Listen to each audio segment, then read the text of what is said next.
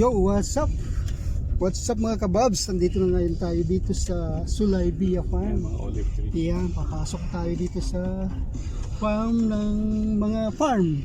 Farm ng mga farm. Farm ng mga farm, katulad niyan. Yung mga Farm ng mga farm, sa gitna ng mga farm. Ito, date palms. yes, date palms. Special ng mga date Yeah. palms yan. Ito, Washington. Washington, yeah. yung palm. So dito, Kukuha ang halaman niya. anong mga halaman naman ang unang-una mong kukunin, Sir Vincent? Siyempre. Yung rosemary. Isa na din yung mga herbal. Yon. Pero habang hindi pa natin nakikita yung gusto mong kunin, iikutin muna natin itong farm na to. Ang ganda, oh. Yung mga date farms, malapit na rin silang mamunga. Namunga na yung iba eh. Puro dates, Pero parang- di ba? Oo, Ito, yan. dates. Yung mga nasa. Yan. Ito yung Alright. silver Bismarck palm. Ito, oh. Yan, mabilis at saka yung ganyan. Ganda, oh. Parang mga ano lang siya, oh. Parang nasa Pinas ka lang. Caldera. Para ka lang nasa ano. Para ka lang nasa ano? Gubat. Gubat. Yun, oh. Ito, kaya may bakod na yan. Ganyan, mataas ang bakod. Okay. Kakaroon dyan later on ng zebra at saka giraffe. Alright. Yun. Ganda. Wala ka na dito nun, sir. Pag na may nagkaroon ng giraffe dito, kami nilang ni Vincent ang papasyal. Pero ang mga video ni Sir Omar ay mananatili sa Oo, channel natin. makakarating sa iyo yan. Ito. Pag kami nagbablog na ni Sir Vincent dito. Ito, Ah, nandun yan. sa linya to ng entrance. Ano? Alright. Nasa kaliwa po sa mga farms. Gumagana yung mga sasakyan. Gumagana yan. Mga vintage car lang ano yan. Oh. Tapos yung nasa kanan, itong mga private residential. dyan. Wow. Pinang-display lang yung mga ano, mga sasakyan na ano, Ford. Ford. Wow, vintage car pickup ko. Ito mga design na to. Oo nga, no? Nilalagay ko pa sa mga lugar. Parang puso ng Katulad nito, oh, ang ganda nito. Kung meron ka nito sa atin, astig-astig ka na dyan, oh. Ano? Ito yung sarili niya mosque. Oo. Tingnan mo naman yung mga pang-display lang nila, mga Ford na vintage car. Mga favorite pa naman na color, red. Aywa. Red color pag car. Ayan, oh. O yan, may bunga na yung mga dates, oh. Ito bawat entrance niya, ito yung may mga rosemary. Yun, oh. May rosemary na, oh. Entrance niya. Galing. Yan. May lake. Ha? May lake sa desierto. Ano ba to? Yeah. Maglalagay Wow. sila dito ng mga hayop. Oh, dun sa... Mga Itong giraffe. part na to, dito yung mga resources. Resources na, ayun. Doon sa kabilang farm. Ito mga, ito Okay. guest house tong dalawang to. Ayun, oh, may guest house Anong dyan. guest house? Okay. Alright. Mga tanim, mga ano dito. Ito bahay naman ng pamangkin. Kaya, Ito mga kanan, Oh. putol na. Galing, madami sila mga kan para di mainit. ito lahat, Yan, oh. tininim ko rin lahat. Ganda, oh. Lahat ng- Ito yung mga tanim lahat to ni Kuya Omar. Isipin Ang mo, nag-iisang lahat ng Kuya parang Omar. Bukid na, ano, parang bukid ng palayan. Parang to. Okay. Lahat ng mga puno na to, malalaki na, tatanim mo, malalaki na. Okay, ganda. Sabi Pag sa naman. summer na Ngayon, kasi. nilagyan ng ano, kaya ganyan. Oo. Kaya Bakit nilagyan ng mainit? screen, magsa-summer na. Protection sa ano, sobrang init. Kaya pala. Lagyan ng green. Ayan, Okay. puno ng mga rosemary. Ayan. Oo nga, no? Dito rin sa kabila. So kailangan araw, dinidiligan ba yan araw-araw? Oh, meron automatic. Automatic na yan yung ano, irrigation. Drip irrigation na yung ginamit dito. Kaya, yan, no? Trip. Oh. Wow. Partida driver pa natin. Hindi na natin masyadong kita yung ganda ng mga bulak halaman kasi may green ano na bakod green cover. Oo. So, Yan, may paddleboard.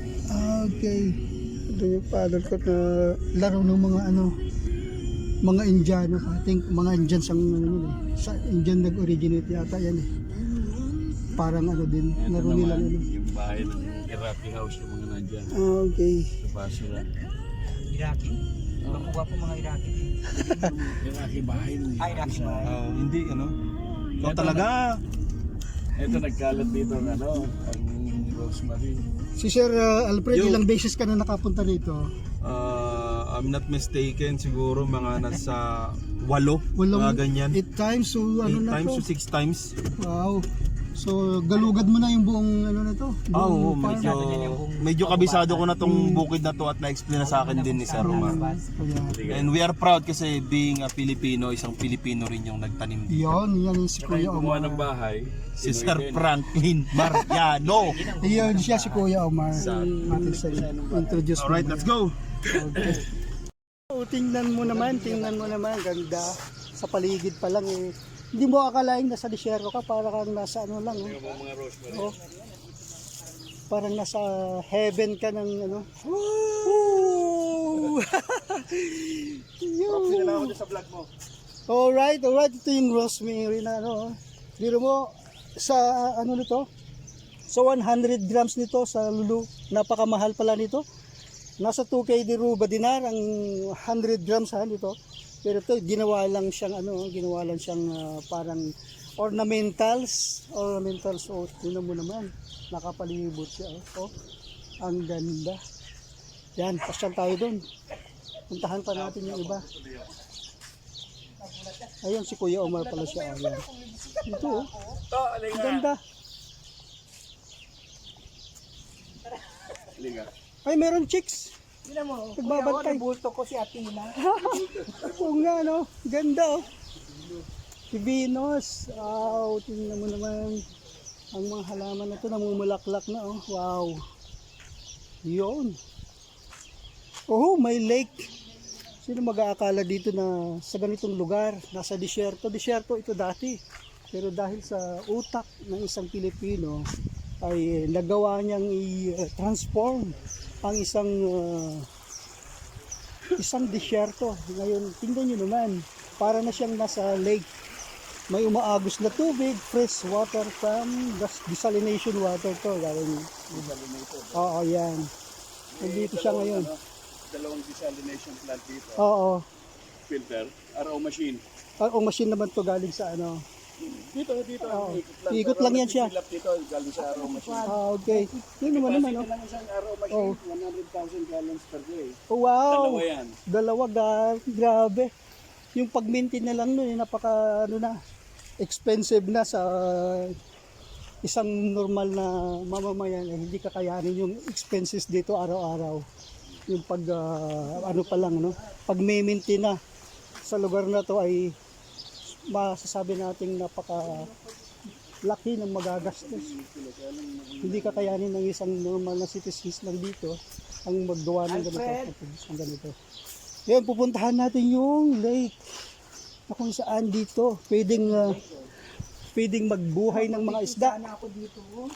Oo, pwede nang maligo. Ay, ganda. Sir Vincent, ligo tayo. Yeah, gusto ko yan. Ligo tayo. Oh. Papipitan ako dito. Oh. Ganda. Ito si Alquan. Picture ka. Picture tayo. Ano tayo? Picturean mo ako. Dalawa tayo. Sige. Tawag nito selfie. Selfie, Selfie ka lang. Yun. Pagkakati. Okay, sige. Yun. Camera. Ay, ang ganda. Wala pang mga isda dito kuya nilagay? Lalagyan ko. Sa lalagaw, dapat yung mga koi o mga ano. Koi. Oo. Ang gandang ano yan, pag dumami sila rito. Di ba pabuhay dito yung mga water lily? Lalagay mo? Bubuhay yan oh, kasi magkakaroon na siya ng lumot ng mga ano eh. Oh, Kuya, picture. yan. Hello? Ayun. Yon, thank you. Thank you. Ayan, dito. Napakagandang, Yo, what's up mga kayabang? siguro dito pag nilagyan to ng isda, ng mga koi, water lily, Farm sa mga gitna ng water mga farm. hyacinth, yan. Sa gitna ng Ganda. disyerto mga kayabang. Dito yan. Tapos sa gitna ng disyerto, merong malawak na ginawa na lawa. Kalain mo naman to. Square meters na lawa. 15,000 square meters na lawa mga kayabang. Kaya mo? Did you believe this? Yung Or are tubig you talaga, believe ano? Yung tubig nag-stay Na na talaga. nagkaroon ng man-made. Kasi dapat isama nyo sa pic later on din sa vlog niya, yung picture dito nung ginagawa. Man-made. Yun, oo. Sige kuya, sige. At ayun ang may gawa oh. Ayun oh. Yeah. Sa Roma. Yun Man-made lang, ba kaya bang man-made? Man-made lake. Man-made lake Sa to. gitna ng desierto, Oo. ng mga desierto, ng mga farm, sa gitna ng mga farm, sa gitna merong malawak. Kuya, maglagay ka din ng Nalawak ano, na yung mga kaya ba? shell. Grabe. Hindi tutubo. How you Ah. imagine this? Grabe no? Pag dagat yun. Ito lake. Akalain mo yun? Hindi, yung mga ano sa atin, suso. In. Pwede yan. Mahulog sa Middle yan. East. Yung mga suso na ano, pang tabang na ano. Wow. Kuya. Pwede, Grabe, pwede, no? pwede. Daig pa ang Pilipinas. Ang balak na bagay. Buhaya na ano, marami na sa atin buhaya eh. Wag na, wag nang dalhin yung mga buhaya dito. Yan, magagawa natin. Plano lang si sir na lagyan ng buhaya. Payag ka ba? pwede. Payag ka ba? Ay, nakaisip desisyon yan. Buhayang mababait lang naman. Huwag yung ano, masyadong garapal. Nakaisar yan. Sabi nga maganda isda eh. Isda o, isda talaga to. Sa lawak nito eh, pag dumami yung isda rito, napakaganda. Lalo na pag mag ano ka, mag feeding ka na sa mga buhaya. Ay, buhaya. Iyan eh. Sige. Wow. Hanap, picturean kita. Ha? Ito may timer eh. Tanggalin ko yung timer. Yan si Sir Vincent at saka si Sir Arpled. Dito sila ngayon kasama namin na nag-igot dito sa Salaybio Farm. At andun si Kuya Omar. Nagmamasid lang sa amin kasi natutuwa. Ewan ko kung natutuwa o naiinis. Pero palagi ko natutuwa kasi Hindi tawa siya. natutuwa, natatawa. Natatawa ko sa reaction. Wait lang. Natawa. Paano ka, sir? Sige. Doon ka. Dulong-dulo tapos lakad ka dito. Yan. Maganda yan. Hindi, matibay yan. Up, diyan ka. Talikod ka. Tapos harap ka, okay? Wait lang. Talikod ka muna doon. Parang tanga to. Hindi. Hindi, maganda yan. Okay, wait lang ha. Wait lang. Oo.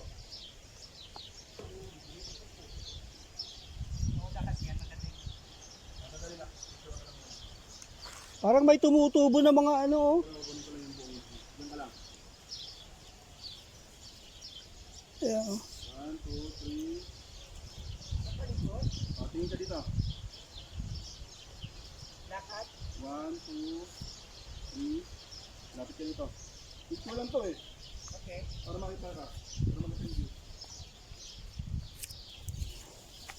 Okay, Ikot tayo dito. Ayan. 1. Pagdilit ka ng konti. Yan, ganyan. Mo dito nakaharap. Yan. Ganyan tumayo. 1. Kuya, may ano dito ah? Sugar cane, oh. Ang haba na siya. Oh. Kami siguro nito mahaba na eh. Kung matanda na. Ang haba. Ito yung camera talaga. Pero mo, nag-obra dito yung sugar cane. Tubo talaga siya. Oo.